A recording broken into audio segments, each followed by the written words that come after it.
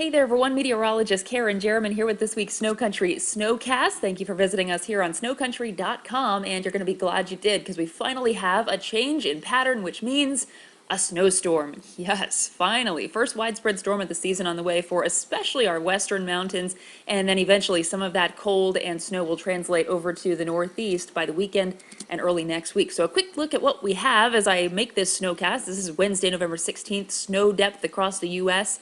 Boy, not a lot of blue on that map, which means we need some snow. Exceptions, of course, here in the Pacific Northwest. In BC, it's been a pretty solid start to the year, but elsewhere, we really haven't had a good storm. So this is what we're looking at. When we look way up in the atmosphere, we're looking at a big trough digging out in the west, and that's indicated by this blue color here. That's a trough, generally stormier and colder air.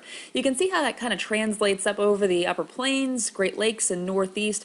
Time frame here, this is Thursday into now Friday, Saturday, and then eventually translating to the northeast by Sunday to Monday. A little more uncertainty, of course, the farther out in time we go. When we look at that at a surface level, you get low pressure right about there, and you can follow that, again, translated with that upper trough, digs out of the west up through the upper plains, and then some of that energy carries into the northeast by early next week. The blue color here indicating snowfall with that storm system. So the National Weather Service has put out their snowfall map. This is through November 18th, Friday, so pretty good snow totals here. Anywhere you see that tan and yellow, it indicates 6 inches or more, potentially up to a foot or so in some of those higher mountains, Colorado, Wyoming, Utah, Montana as well. So that's good news for our ski areas there.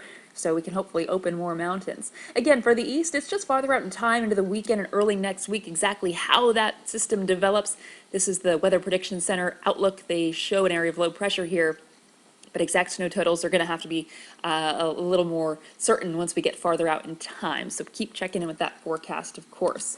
So that's it for this week's SnoCountry SnoCast. Enjoy your snow out west. It's really going to help open some of those ski areas. And even if we don't get a lot of snow in the east, it's at least going to bring in some colder air Sunday into early next week that could allow for some nighttime snowmaking. So cheers all around for this week's SnoCast. I'm meteorologist Kerrin Jeromin. Click around here on SnoCountry.com. You'll find webcams, you'll find snow totals, everything you need.